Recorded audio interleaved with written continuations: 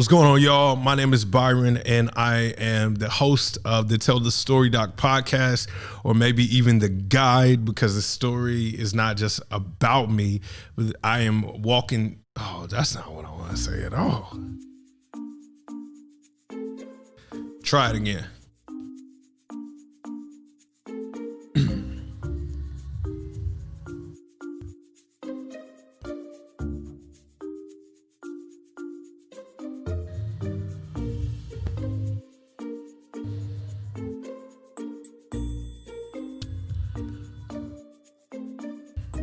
Okay.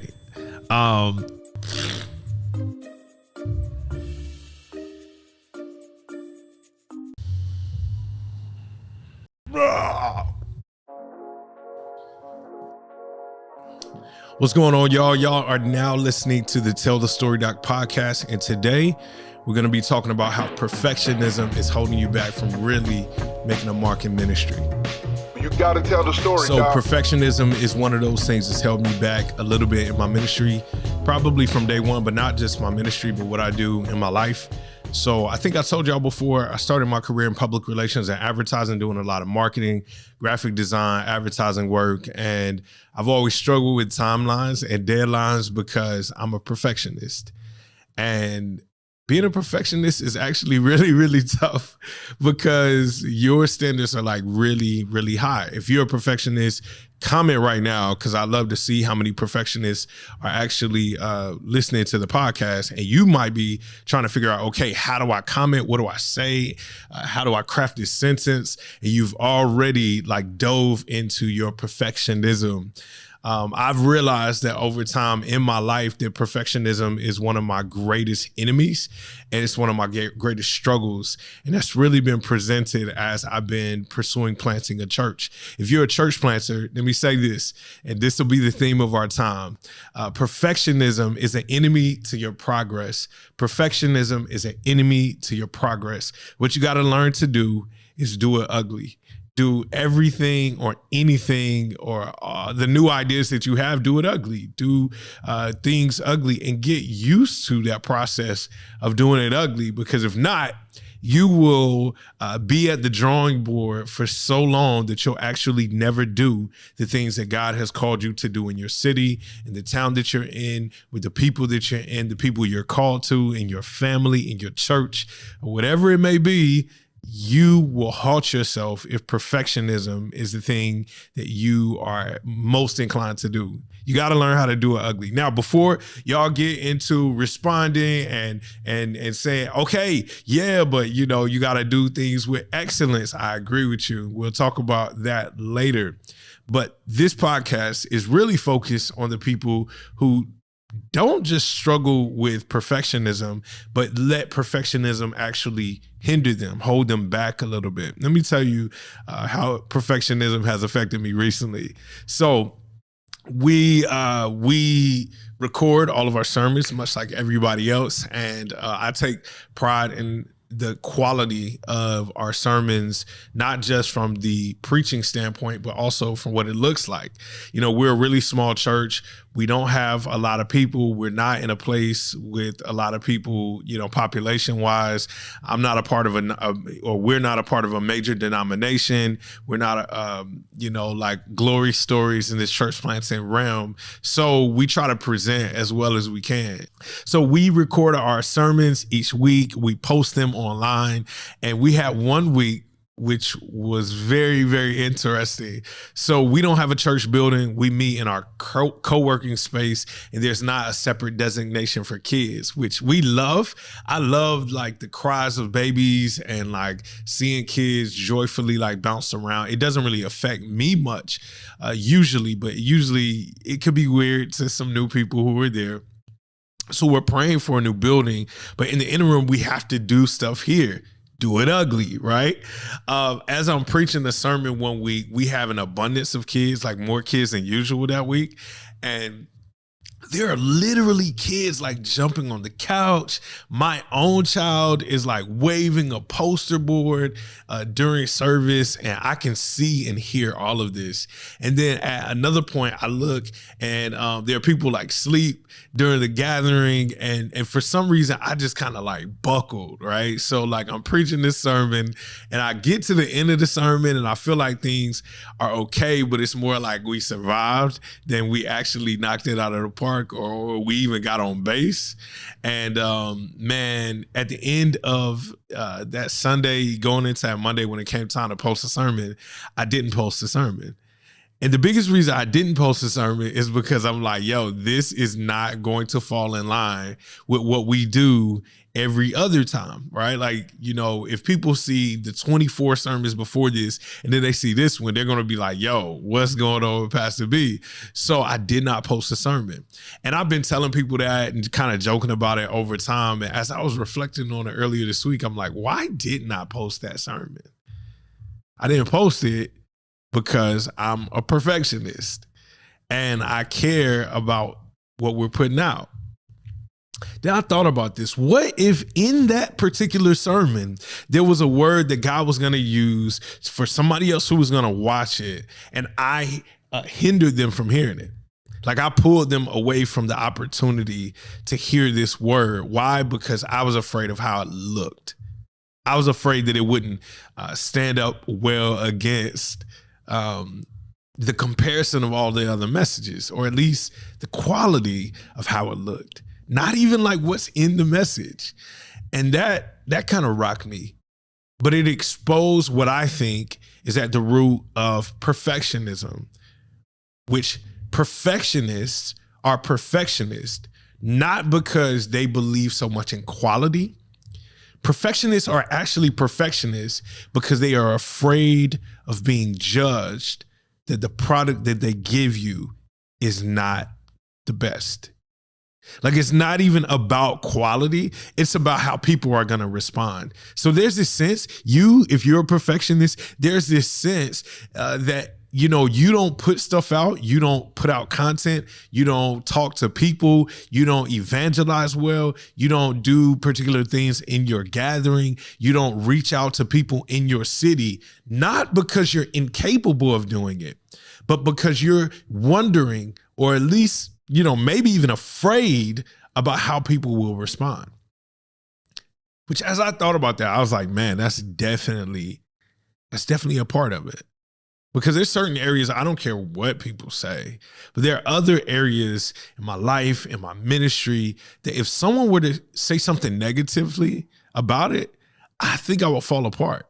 I think I would be like all in my feelings and all of that. But it's because I care about what people are going to say, which ultimately you already know where I'm going. If you're a pastor, preacher, Christian, that's the thing that we shouldn't be concentrating on, what other people have to say about it over what God has actually called us to do in that situation. Hey, what's going on, y'all? Listen, I am so dedicated to doing this podcast that we are in the hospital right now. We just gave birth to our second daughter, my third child, but the podcast has to come out. Do it ugly. So if you're watching this right now, do me a favor. One way you can bless us, especially in this time, go ahead and subscribe to the podcast, share the podcast episode out with somebody, and also subscribe to Tell the Story Doc on Spotify and Apple Podcasts. Now we can get back to our podcast episode. So I just want to give you a couple of words of encouragement and a couple maybe tips that you can apply to your life as you are trying to fight against perfectionism and really fight towards just being obedient in what God is calling you to do. And I'm going to grab my phone because I would like you to think that I know this stuff off the top of my head, but I don't. So I'm going to read, because doing it ugly is better than not doing it at all, right? The first one is this: done is better than perfect. Done is better than perfect. There are a lot of things that you are contemplating in your life right now. There are a lot of things that have to get done, and yet you're holding back, you're pulling back, you're not actually wanting to jump 10 toes in because you're afraid of how it's going to turn out. Done is better than perfect. So just focused on the things you can do. You can share the gospel with somebody. You know it. So why don't you just do it? You don't have to perfect the words. You don't have to come up with this perfect script or this perfect tract or whatever it may be. You can do it now. You can. Done is better than perfect. Another thing that I wrote down that somebody gave me is the root of perfectionism is the fear of judgment. You're not really so focused on getting things perfect. You really just fear how people will react. All right, 2 major points I want to give all of us, and it's these, all right? The first one is do it. Do it. Get in the process of actually doing things. The way that I've tried to attack this is I come up with a checklist and I write down a few things that are doable, like things that I know I can accomplish every single day. And then I write down one thing that is challenging for me to do, and I try to do it anyway, like no matter how challenging it is, how much it goes against my personality or how uncomfortable it is, or, you know, how out of season it is, I try to do that thing anyway. Get in the process of just doing it, because if you get in the process of doing it, it'll get easier and easier and easier. The second one goes along with that. Do it to please God. Do it to please God. So when I say do it ugly, I say do it ugly because, you know, sometimes we'll be focused on the quality, and really, like we said earlier, we'll be focused on what other people will think. And that's the big problem, is that we're focused on what other people will think of it. But we have to do it to actually please God. And if we focus on pleasing God, then doing it ugly will be all right, because God will accept any offering that we give up to him. And over time, we'll grow to be able to give more perfected offerings, or offerings that are more holy towards him. But God cares more about us just offering ourselves up than he does us sitting for 20 years trying to perfect something in us that we can offer to him. I was talking to this guy the other day, and he was telling me that's the reason why he doesn't come to church. He's like, man, I'm trying to get my life together. I'm trying to get all these things together in my life. And, you know, once I can stop doing these particular things, then I feel more comfortable in this space. I'll be more likely to be able to stick to a church. And I'm like, man, once you get all of that done, let me know, because I need to figure out how I can do that for my life too. The point I'm trying to make to them is it's impossible to get to a point where you're perfect enough to be in the presence of the Lord. That's why Jesus was sent to us. He was sent to us because none of us are perfect. We're not going to do it perfect. We're not going to look like we're doing it perfect. All of us are flawed. None of us are going to get it completely right. But Jesus came into our lives so that we could offer whatever we have to God and do things to please him. If I start recording this podcast to please God rather than to get views or get, you know, monetized or any of those things, then I am living in what he's actually called me to do. And side note, one of the reasons why a lot of us are struggling with things is because God hasn't actually called us to it. God hadn't actually called us to it. It's a good idea. You know, he might allow for you to do it or us to do it, but there are a lot of things that God hasn't called you to do. And you're trying to figure out, why isn't this working out? Why am I not being able to commit to this particular thing? And that might be the reason. See, sometimes we miss out on all that God is trying to do in the moment when we focus on things being perfect or things being done as well as possible, opposed to them just getting done, right? We hold back. We rob people, we rob God, we rob ourselves of certain experiences because we're trying to make it perfect. And I've seen this not only in my ministry, but I've seen it while serving other people. I've seen people not wanting to pray because they believe that they don't pray well enough. And deep down inside, it's because they believe that someone in the room will hear them praying and say, man, you don't do that well. Or there are people who won't go evangelize, even though they're really good with words. They know the gospel. They are filled with the Holy Spirit, because there's this thing deep down inside that says, if I go out there and a person says, no, Jesus is not real, or why would you believe in Jesus? Or how foolish can you be that you will shrink inside because you feel like whatever that person's word is more powerful than the thing you've been called to. Doing it ugly is way better than not doing it at all. And in church planting especially, but not just church planting, any type of leadership, any type of living, doing it ugly is better than not doing it at all. This podcast right now is a testament to my work in trying to do it ugly. Right now, as I record this, there are people right outside of my office playing music loudly. I could have just packed up all this stuff and went home and just recorded it then, or put it off for a couple of weeks. But I got to learn to do it ugly.